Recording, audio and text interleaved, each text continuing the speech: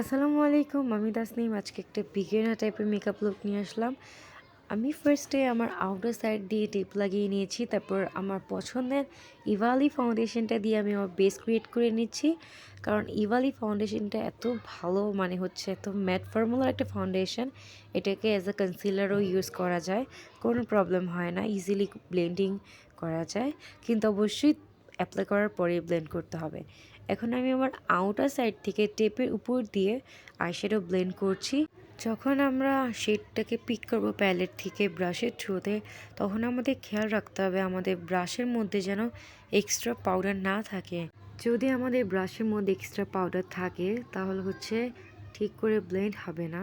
ঠান্ডার কারণে আমি কথা ক্লিয়ার বলতে পারছি না, কথা কেটে কেটে যাচ্ছে। হোপফুলি আপনারা আমার ব্যাপারটা বুঝতে পারবেন। তো এখন আমি আবার আমার আইশ্যাডোতে চলে গেলাম। যেহেতু এটা কাট ক্রিজ করবো, তো আমি আমার ক্রিজটাকে সুন্দর করে কাট করে নিব একটা ফ্ল্যাট ব্রাশের মাধ্যমে। আমি আমার ইনার কর্নার থেকে স্টার্ট করেছি আমার কাট ক্রিজটাকে কাট করার জন্য। আপনারা চাইলে মিডল পোর্শন থেকেও ইউজ করতে পারবেন, কিন্তু এটাকে আমি ফলো করি। আমার ইনার কর্নার থেকে স্টার্টিং জায়গাটাকে আমি এখন ফিল করে দিচ্ছি, আরও ভালো করে শেপ দিয়ে নিচ্ছি। এটাকে যতটা কঠিন মনে হয় কাট ক্রিজ, আসলে এটা এত কঠিন না, জাস্ট প্র্যাকটিসের ব্যাপার। যতটা প্র্যাকটিস করা হবে হাত ততটা পাকা হবে।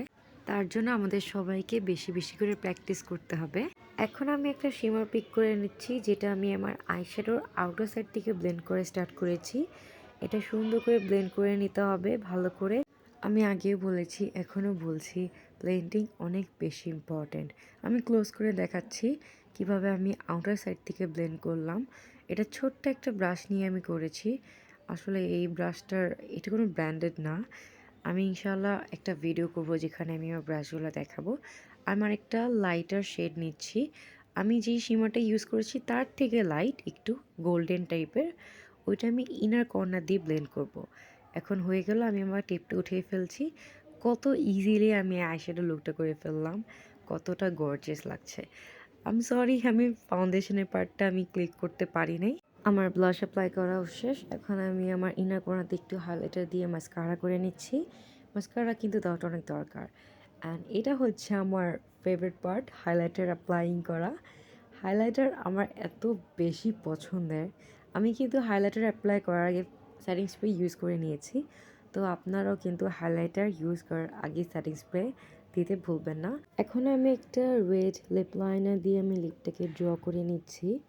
আমি এটা ইউ ক্যান বির একটা লিপ লাইনার ইউজ করছি এখানে।